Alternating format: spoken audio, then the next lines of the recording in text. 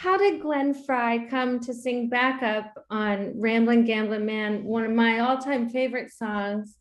And also, is it true that his mom called you Bobby Seger?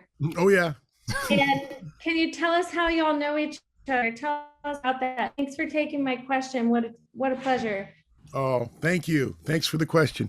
Glenn and I met when I was 19 and he was 16.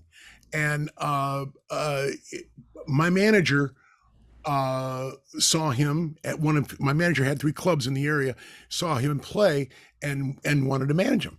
And then I entered, and then we got to know each other, and we just got along so good. We would go to each other's houses and play records. I remember the first time we ever heard "Are You Experienced" by Jimi Hendrix. Glenn and I were together in the room, Wow. and I remember and I remember looking at Glenn when it was over, and I said, "Are we out of a job?"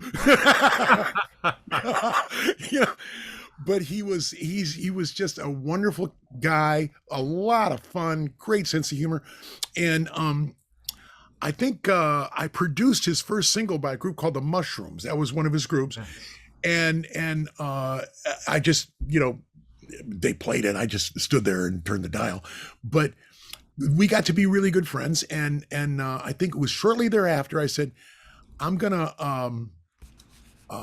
do this song down at United Sound, which is right down in the very heart of Detroit. Actually, Wayne Kramer said that was where the Five recorded. The That's MC5 right. did their first single, and I guess that's where John Lee Hooker recorded. Oh yeah, I met John. So Lee. that's heavy. Yeah. And so we and I said, Glenn, and